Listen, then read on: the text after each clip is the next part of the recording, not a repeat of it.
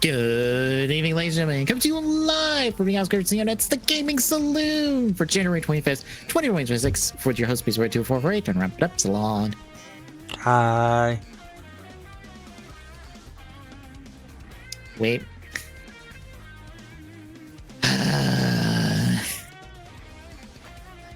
Ubisoft. Just Ubisoft.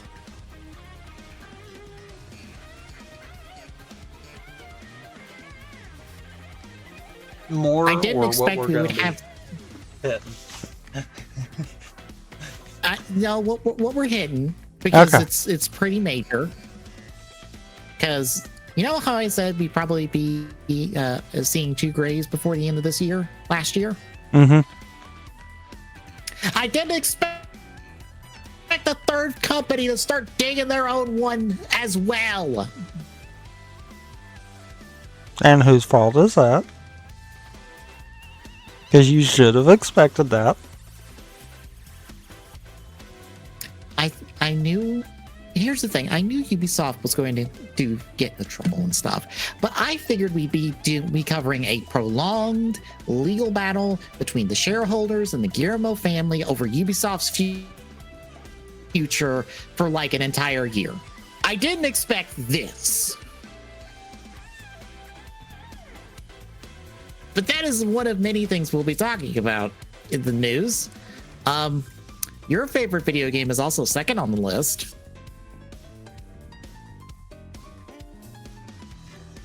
If it's not the original, then you know better than that.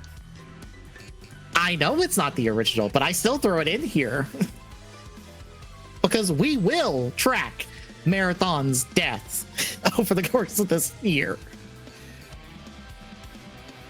We must point and see how Bungie dies, basically. Because this will probably kill them. Because they also decided to flaunt all the money they spent for a voice cast for this game for no good fucking reason. Also, 1 second, because Discord is acting weird, so I'm going to try something.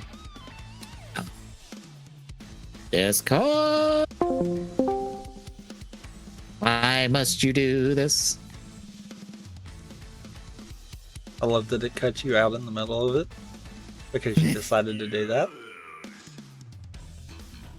Also, I think that fixed it.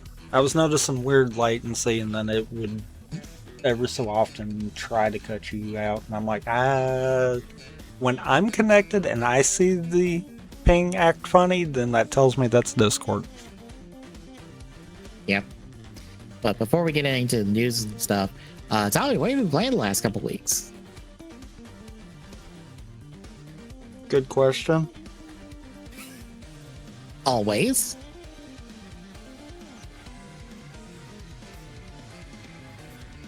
I did start my Prime 4 hard mode one and realized that, boy, the difficulty is way different between normal and hard. Makes sense. Do you have to get more green crystals in the hard mode? No. The collectibles Oh. are actually the same between both. Oh, okay. I was curious if they would have bumped up that requirement. The issue more comes down to early game hard mode in Prime, just in general in Prime, kind of sucks.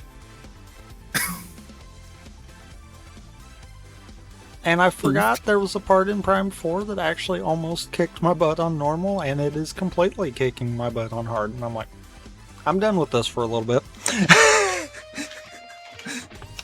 Fair. Yeah.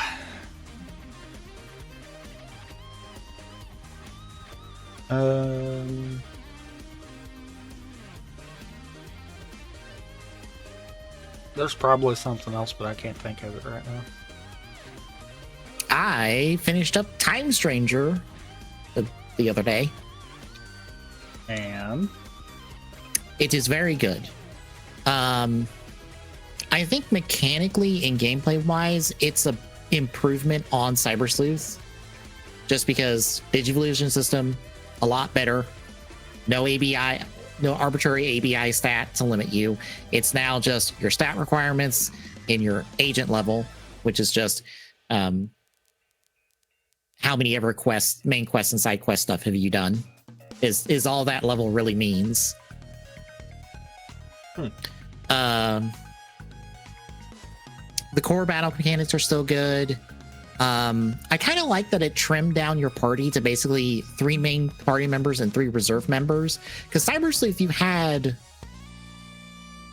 9, I think? 9 or 10 party slots, basically. You had your core 3, and then you had like 6 to 7 reserve members. But here you have your core team of 3, your reserve team of 3, and then much like the current Pokemon games, you have your box in your backpack. So you could just swap out your Digimon on the fly. And also they actually get experience while they're in the box, which is nice. It's some like reduced amount from what your team is, your active team is getting, but they're still getting experience while they're in the box. I do think story and character wise, I wouldn't say it's a huge step down, but it is this needed more runtime since it has a main cast of 15 characters basically. And it's more or less telling the origins story of this group of Digimon called the Olympos 12. And as you can guess from that name, there's like 12 of them. So a lot of the early part of the game is introducing the 12 of them, and a lot of the late game is going, here is how they got to where they are recognizable as Olympos 12 Digimon, and how they nearly died. Or how they died, and how you unfuck that dying by time travel. Because as you imagine from the name, there's time travel in this game.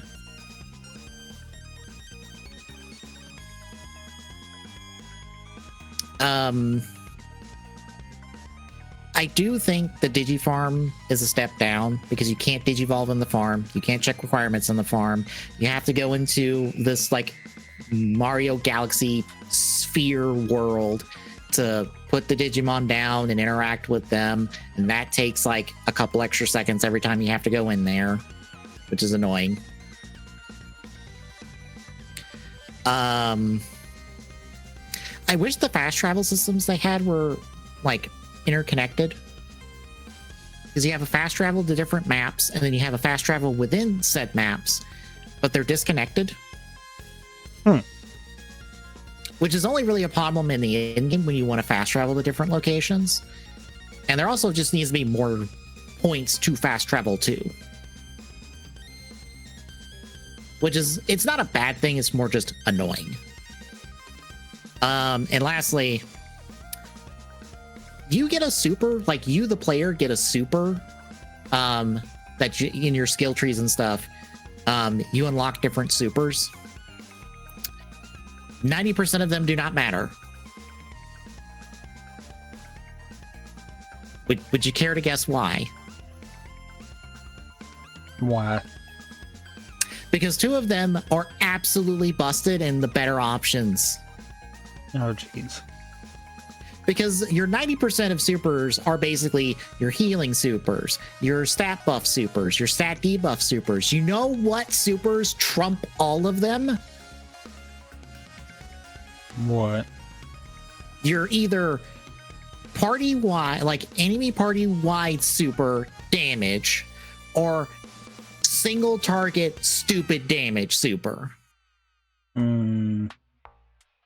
Because neither of those supers can be lowered because of the typing or element of the Digimon. It is true damage. And when I mean stupid damage, I mean I have chunked a health bar or half a health bar off an enemy with the super. Yeah, they are huge. Especially if the boss has, because some bosses in this game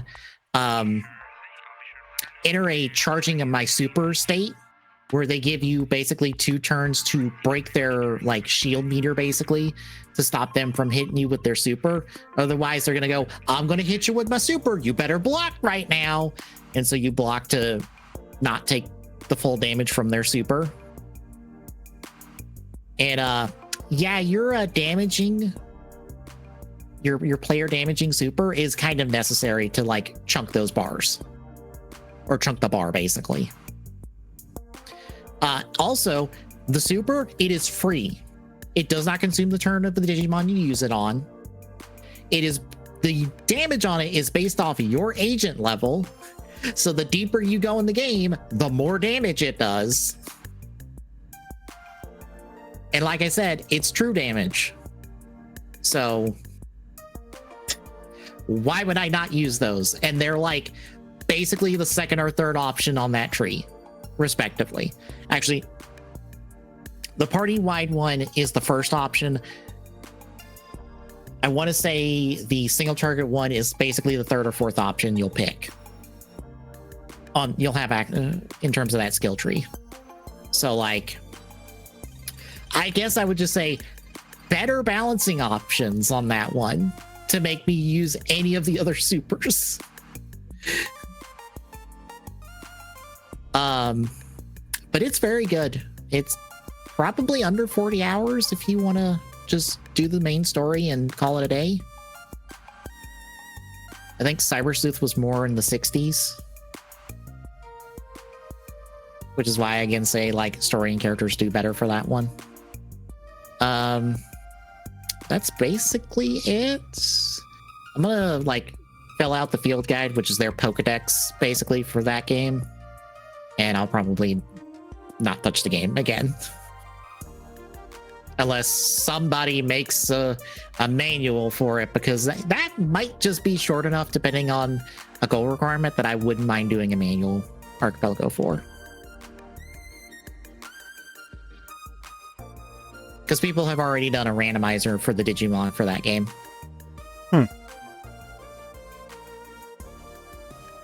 It'll randomize your 3 starters.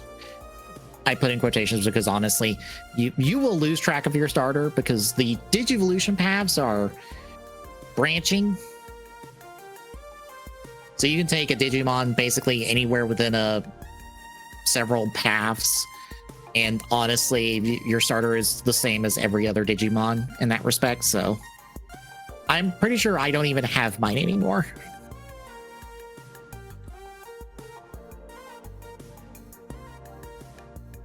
But yeah, that's basically all I've been playing. I'm still doing Poke Clicker stuff in the background. In fact, I am doing it right now. I am trying to get all my Pokemon shiny because that increases their damage. I say at like 25 million attack power base, or no, I'm close to 3 million attack power. I would like them to release a new region, please. I'm kind of just filling out achievements and stuff in that game. Yeah, that is basically it. Shall we get to the news? I guess we shall. So Ubisoft is going through a massive restructuring of their company. In the process, they have canceled 6 games, one of them being the Prince of Persia: Sands of Time remake, and they have delayed an additional 7 more games. If you start saying, oh, is this real because meme? I will bonk you on the head. I don't even know if you know what that means. Nope. Good.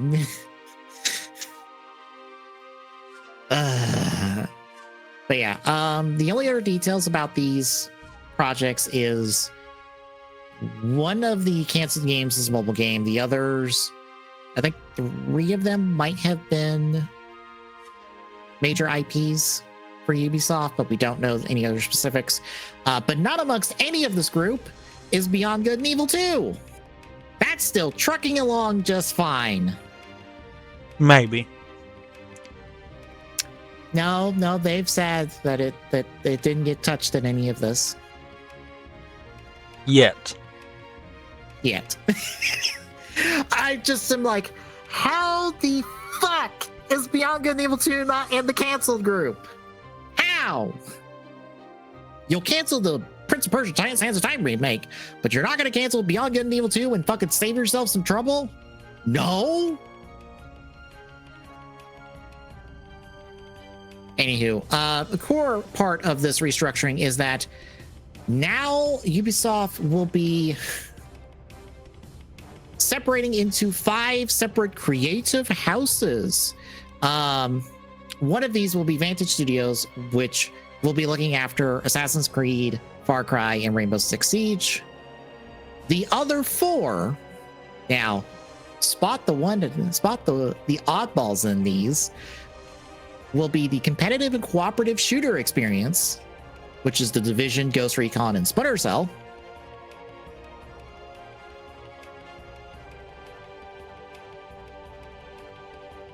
One of these things does not belong here.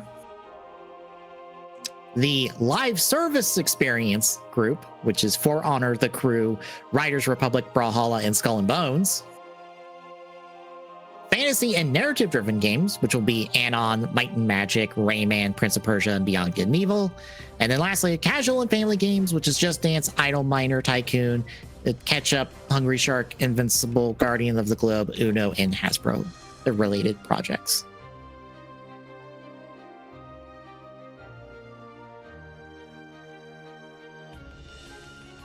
But yeah, this is what Ubisoft is going to do in the future. How do you feel?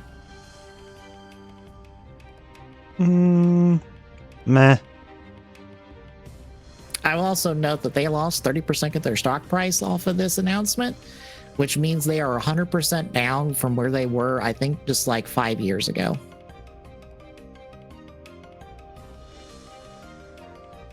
I didn't think Ubisoft would dig this hole. I figured they would have to get into a legal fight within themselves before they started their hole. But I guess we're not doing that legal battle.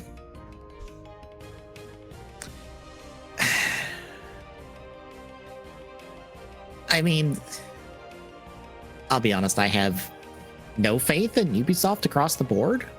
They can't even get Uno to function properly. Uno.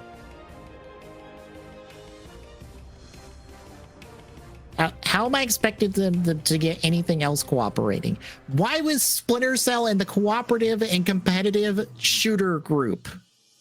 It is neither of those things. Literally.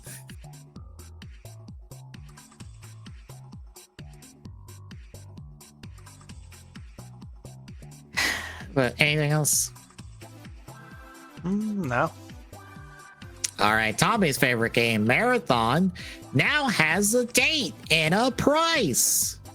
They'll be releasing on March 5th of this year at a $40 price point. They have a collector's edition and stuff is out for it as well. They have a big fancy voice cast. Do you still wish this game's demise? Yes. Fair. Because I know better than to ask you, has this changed your mind about the game? Because nothing will change your mind about this game.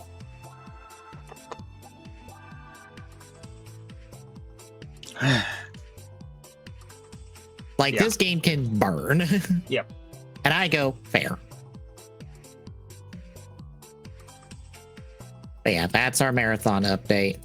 And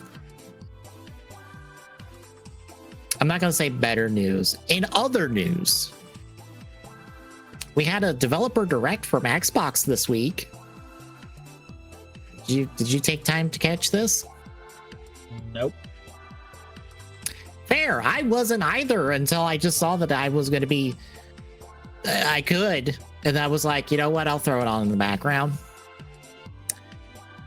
So they showed off 4 games, 3 of which we've already talked about from other shows. The first is Beast of Reincarnation. It is from the Game Freak folks. It looks all right. It's a Souls-like, so But you do get a doggo to help you, so that's something. I don't know. It looks better than the last time I saw it. I also find it funny when people are like, why can't Pokemon games look like this? And I go, because they're two different art styles.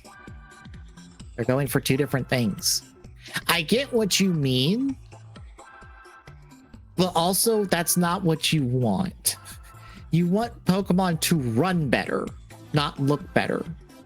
That's two different things. Yeah, looking at you, Scarlet and Violet. Exactly. This game's coming out this year. Yep, this year in the summer. Fable had gameplay. Oh, you mean it exists? Yes, it comes out in this autumn. It is not canceled somehow. They are actually getting this game out the fucking door. Maybe. It certainly looked like a Fable game, except they removed all of the visual personality of the game, and now it just kind of looks like a generic fantasy game. You can kick a chicken.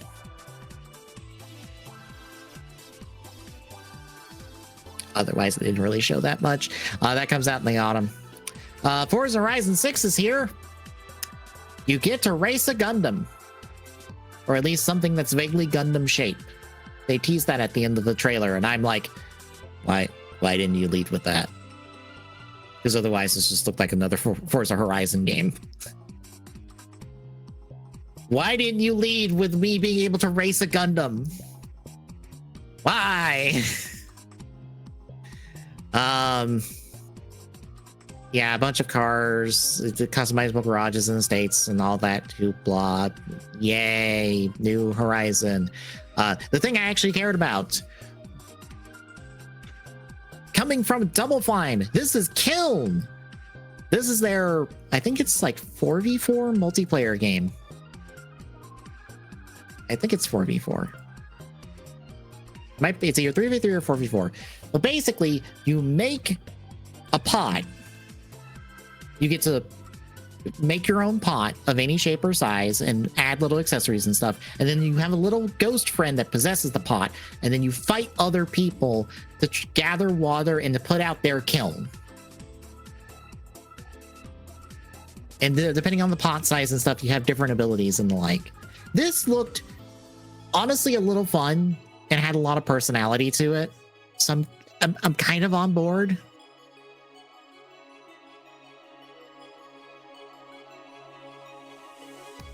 Especially because like you can like completely customize making a pot, because they have you on creating the pot. You're on a pottery wheel and you're kind of shaping it as it spins and the like. But yeah, this was the only thing I cared about coming out of this direct.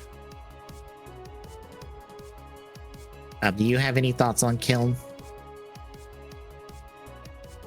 No, it might be interesting. It satisfies that little part of me that misses playing Splatoon, because it feels like in that vein of just like, oh, this is a nice little like quick and just go little like 3 to 4v4 multiplayer game, just like how Splatoon is. I could probably do this and play this, have some fun for a few matches, and then like just put it down for a while. But overall, that was the developer direct. Hooray! In better news, hey, look, it's Deadpool. He's in Marvel Rivals. He's dumb. Oh my god. So they've decided to make Deadpool probably the most complicated character I have probably ever seen in basically any multiplayer game ever.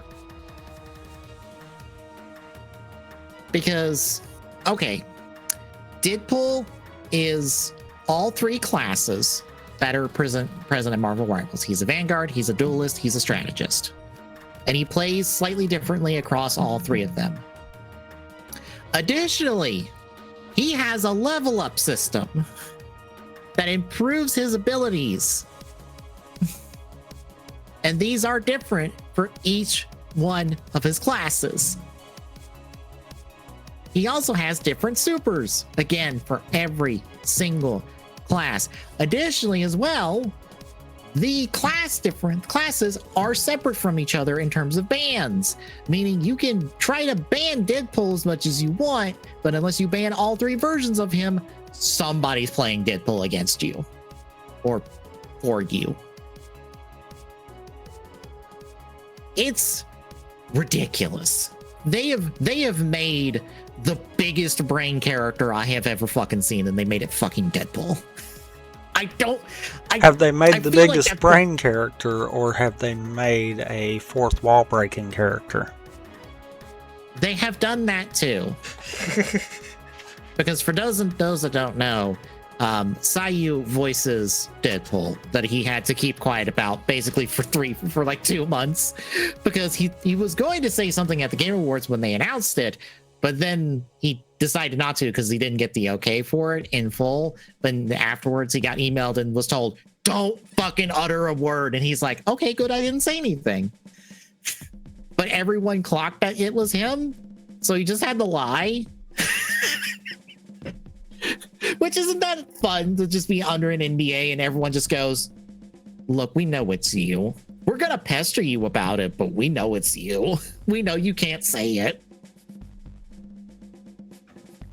But yeah, he has a goddamn Pokemon reference.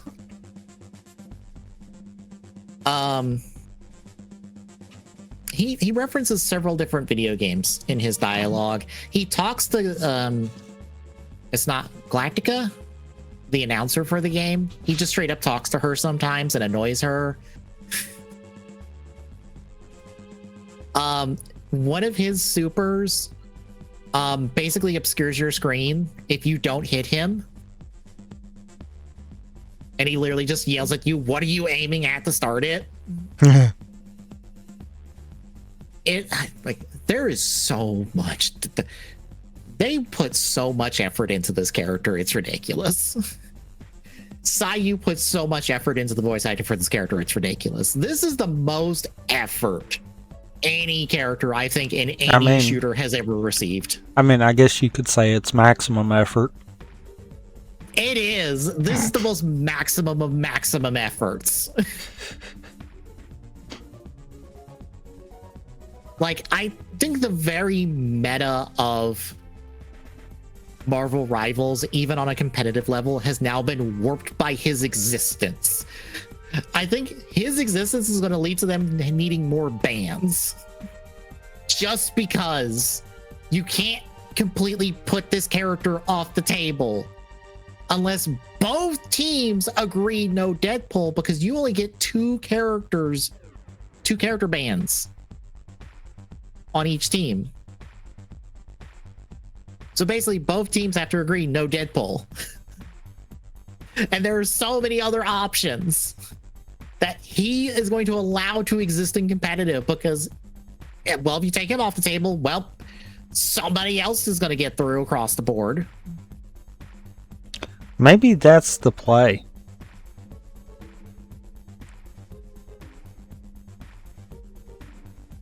Maybe they're trying to change up the meta enough to be like, you guys will either play Deadpool and he will become the new main for everyone, or everyone will agree to not play Deadpool and we'll start seeing a change up. Probably. Oh yeah, I also forgot, when you first activate his super to do damage and stuff, there is a challenge meter attached to it that you have to do abilities and stuff on, and if you do them, you upgrade the super and it lasts longer and does more damage. Like, I am forgetting parts of this character's kit just because there is so fucking much. There is so much to this character. I would never be able to play Deadpool because there was too much here. I played Marvel Rivals twice and I was like, well, Scroll Girl's good enough for me. I can't go super big on this game. And this is way too much for me. Any other thoughts? No. All right. Speaking of Pokemon, Remember how we've been talking about Lego Pokemon? Yep. So we now have the first sets for Lego Pokemon. These are their 18 plus sets. You might not like the prices. I'm not Just put it out. I'm not gonna lie. The picture for the article, I kind of dig that, but I also know that I'm not gonna dig the price. We'll get there. We'll just go in order. So first and foremost, in the order on this article, we have this Kanto Badge Collection that is a gift with purchase that you have to buy that Venusaur, Blastoise, Charizard set in order to get.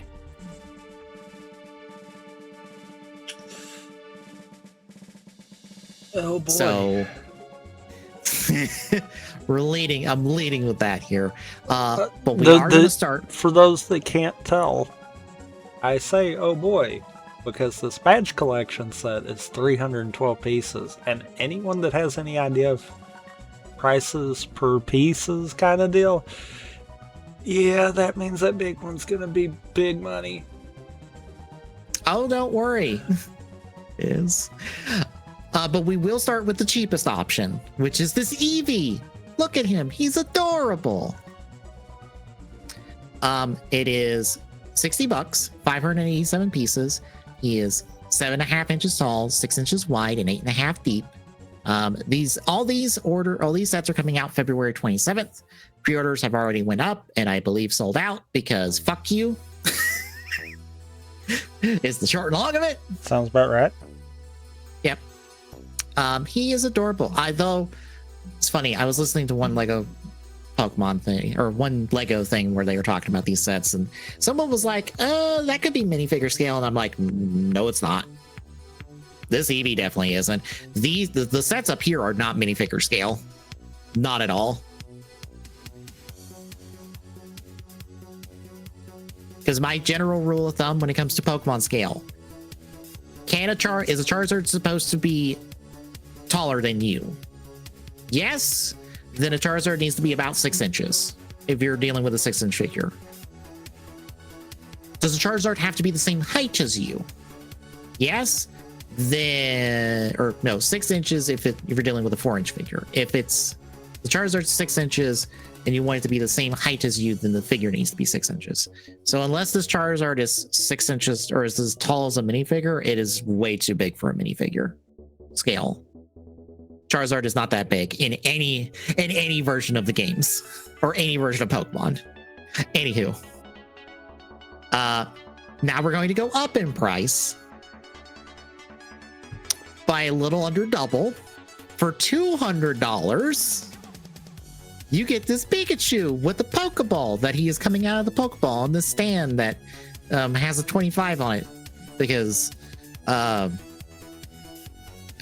wait, is Pikachu's Pokedex number 25 or no, it's not.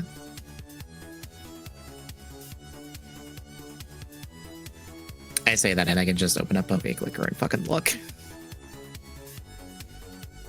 Oh wait, no, yeah, his number is 25, never mind. So yeah, there's that.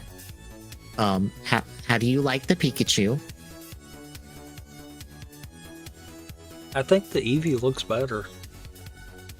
That has been the consensus I've seen across the board, really, is that I kind of agree the Eevee does look better. I think it's really because of the face, which, bad news, that head does not move. So if you take Pikachu off the stand and try to stand him, he's just going to be constantly looking up. Like he's a damn turkey or something.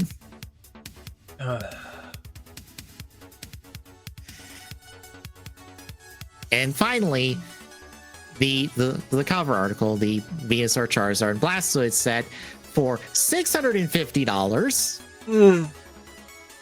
for 6,838 pieces, 20 inches tall, 21 inches wide, 14 inches long. Also, I forgot to mention, the Pikachu is 13.5 by 10.5 by 15.5. So yeah, you know that $650 set we've talked about with Lego Pokemon for like ever? It's this set. It looks cool. It's not $650 cool. But how? And I get it. Lego was expensive, and these are the 18 plus sets, so they are going to be more expensive because you're paying the adult Lego tax. But I kind of agree that but they really. I'm gonna round up 7,000 piece set for $650. That kind of seems a little too much. I honestly agree with the sentiment I saw that like it would have been nice if they sold these separately and had a thing where you could connect the bases together if you got all three. Or here's a concept. Do each of the Pokemon solo and then sell the display base that you can build. That way then you might have each of the 3 final evolutions there, maybe even in the same kind of price range as the Pikachu. Yeah. I can't tell how much detail, but it looks like probably about that same kind of detail. Yeah, I feel like the stands inflate the price, and I'm like, can we just have the Charizard without the stand? Because the flight stand's cool, but also like, I am almost willing to bet that half your piece count is that stand for the 650 set. I would have to think so. And so if we took out the stand, that cuts this price in half to like what, 325, almost 300. That's like reasonable as someone who hasn't done Lego in like a decade. And honestly, I was a Bionicle person, so I wasn't even proper Lego. I was over here in the construction stuff.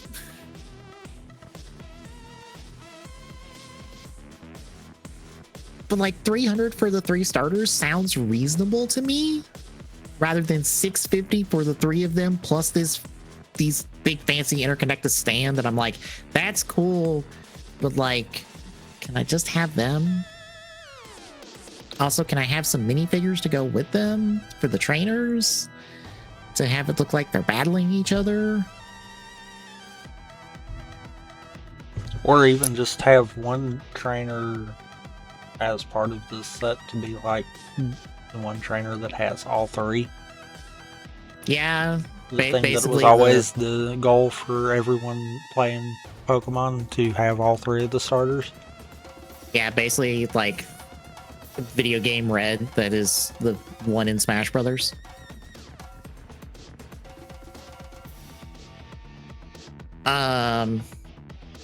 They did miss one set. Unfortunately, it is for insider points.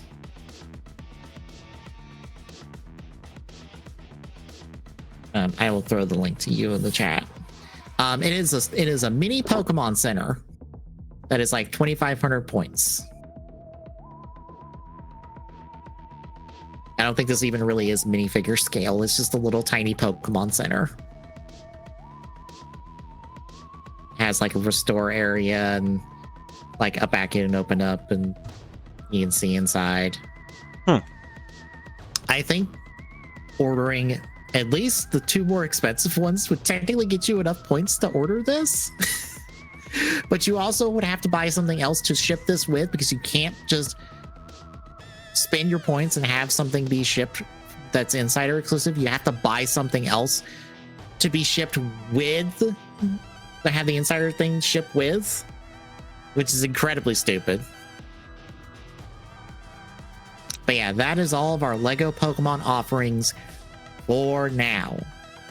We still have all of the summer sets that are supposed to be revealed. I would assume by Pokemon Day, because I thought this was going to be revealed at Pokemon Day. Nope.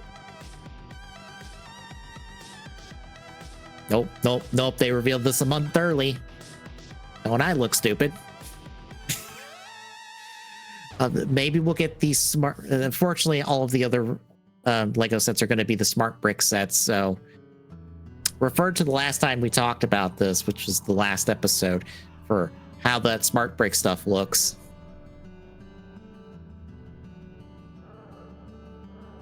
How is it that Zelda is the only one that Lego's getting right? Good question. How? Why are we complicating this? Anywho, better news. Today was the Super Mario Galaxy movie direct, which was just Miyamoto introducing it, and then the one person from Illumination going, hey, we finished all the animation, we're in post-production now, and then here's a new trailer, which was basically, here's Yoshi and Birdo, and also sneakily Baby Mario and Baby Luigi.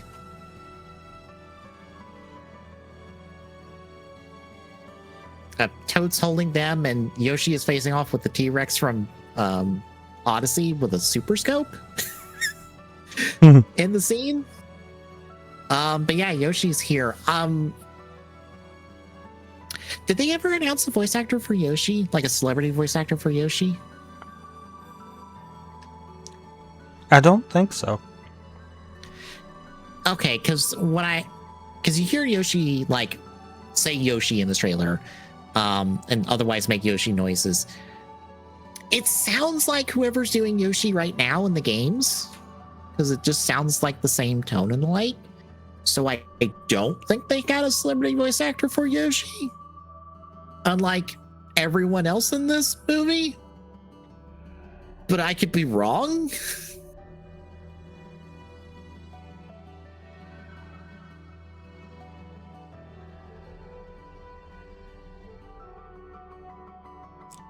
But yeah, it looks cool. I do like the Mario Luigi do ride up into oh god, what is the name of the kingdom? The desert one from Odyssey. Sand Kingdom. They do ride up to Sand Kingdom to get Yoshi because he's kind of like stuck in the warp pipe that's there. I like that we're kind of playing. it's a copyrighted references. They let him do a rider kick to end the first movie, and now I guess the start of the second movie, they're on bikes now. They have fire flowers to power up with. Unfortunately, it burns the cloaks and the goggles for some reason, but not the regular clothes. No, just the cloak and goggles.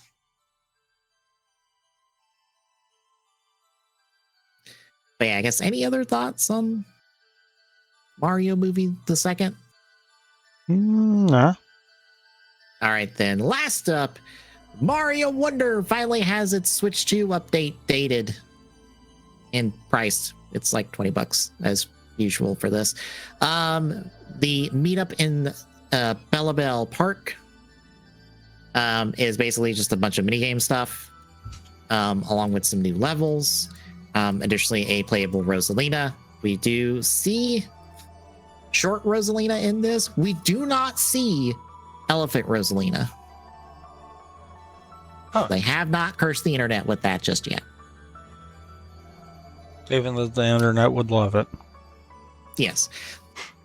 Oddly, Luma is sort of playable in this as well. He's going to be a second player option that will collect coins and stuff for you, and kind of is like controlled with either the control stick or the mouse controls by a second player.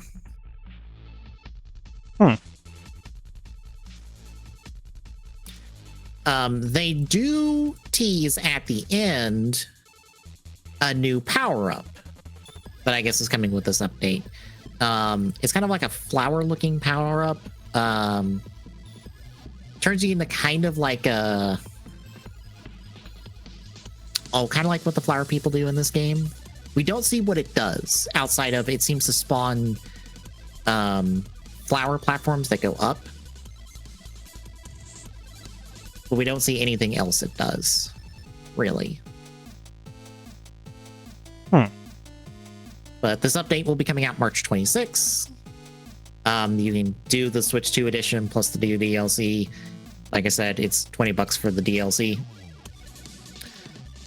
But additionally,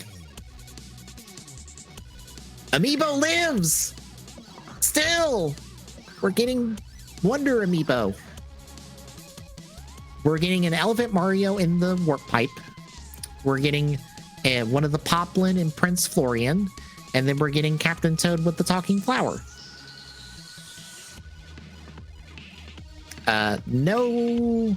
These will all be available March 26th. I don't think they gave prices for these, but I assume it's whatever the standard Amiibo price is currently. They also didn't say what these do. But now you can have Elephant Mario, the not Toads from this game, or I think our first ever Captain Toad Amiibo?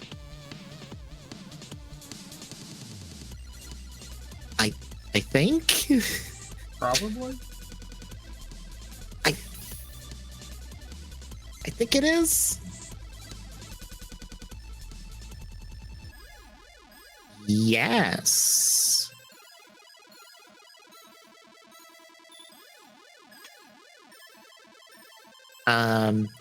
We've only ever had, I knew we only ever had a Toad Amiibo. But this is our first Captain Toad Amiibo. So, hooray for character diversity. Any thoughts on the update? No. Does it make you want to dip back into wonder for a little bit? It might. I don't know yet. But it might. That is all the news, folks. Hooray! We only had nonsense at the top of the show.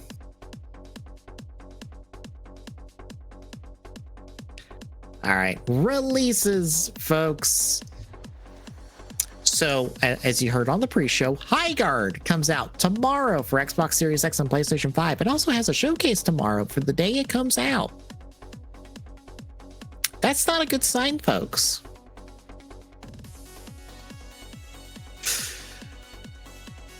I'm expecting a under 6 months on when this game goes out of service.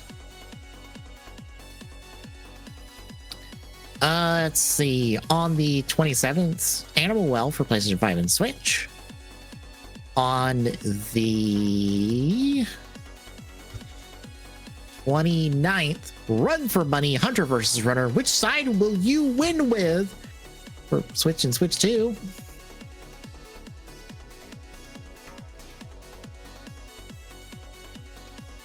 I Hate This Place for Series X, PlayStation 5, and Switch. Nyan Nyan Nyan Nyan Nyan for Switch. Also on the 29th. On the 30th, Code Vein 2 for Series X and PlayStation 5. That feels like it's just sneaking out here without anyone really noticing it, which surprises me because I thought Code Vein 1 went over decently.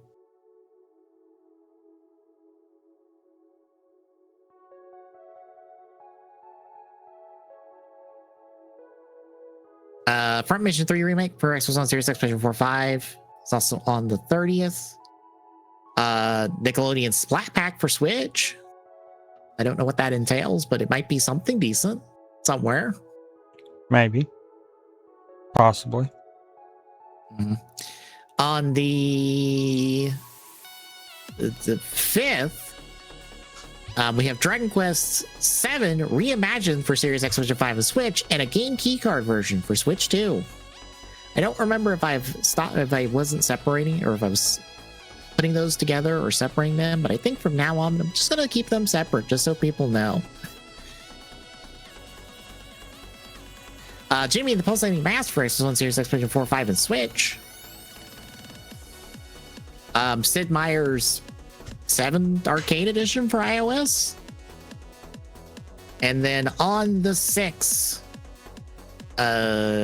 Neo 3 for PlayStation 5.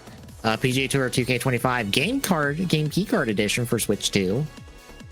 And that's basically it. It's January into February, folks. It's slim pickings. But you have anything else? No. All right, then. Thursday, we're going to, I guess, finish up maybe Ratchet & Clank Up Your Arsenal Retro Achievement stuff. I think I'm close to the end of that game. I might as well just do that Thursday, just to give myself a little break from doing cat stuff. Friday will be the last Cubeverse before we transition back to Tales of the Cube. We're doing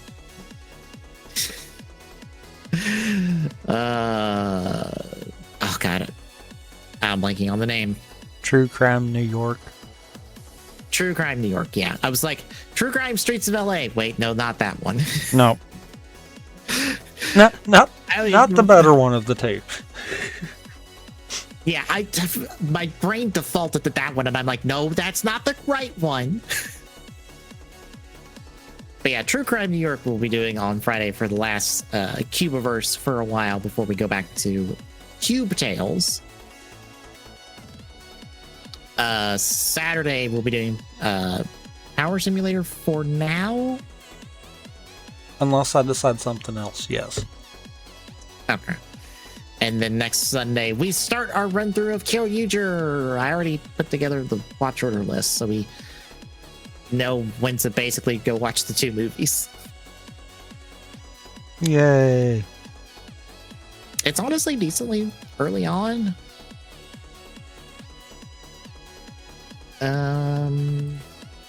I forget the exact week.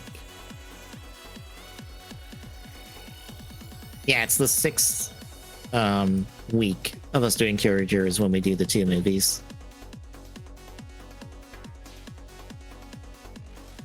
A little under halfway. But yeah, we'll start our run through of Kyoryuger next week, and in 2 weeks we'll be back to talk video games. Hopefully no one does anything stupid. Yeah, good luck with that. I'm aware. But yeah, if you like what you're seeing, folks, you can drop a follow. Really appreciate it. ! Point to YouTube and check his YouTube archive for this and all the other streams. For once, I'm like really far ahead because I was planning for the worst because of the storm, and it's like, well, that wasn't necessary. Right. Yeah, because for reference, folks, it's just rain today, just regular rain. So we ended up in the warm part of the storm. West of us did not fare well, but here we're fine. I think one of the Storm Chaser folks I follow, he had video from, I think it was Minnesota. It was Minnesota or Mississippi. I forget exactly where, but you could just see I think an inch to over an inch of ice accumulation on trees. Jeez. Which I tried my best to demonstrate what that kind of looks like in terms of just the ice material, because I did up a quick, like, here is a cylinder that's about the size of a Coke can. Here is a 1-inch cubic cube. This is how much material in the worst of time, or in the worst parts, they're predicting. This much material covering everything.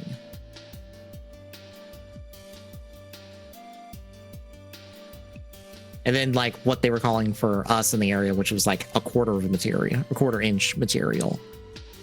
It's not like the best example since it is just a cube, but I'm like, this is how much covers everything. That is a lot of material and a lot of weight. Basically, trees are just limped down across the board. But yeah. So right now, weekly co-ops are kind of rounding out the schedule. I think that's all I've scheduled at the moment. I believe, yeah. What's going up next is our run through of the original Rider series. Oh boy. Well, most of it.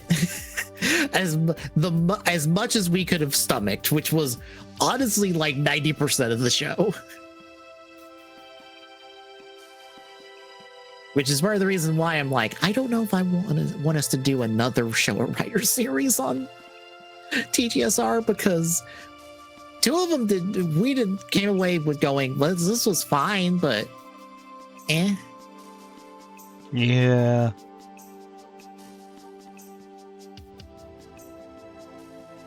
But yeah, that's what should be going up. I'll have to schedule that probably tomorrow. But also, you can do exclamation point social and chat. It's our handles for our social media, so you know live. Exclamation point Discord and chat. Just like drop by, say hi. See you Thursday, folks.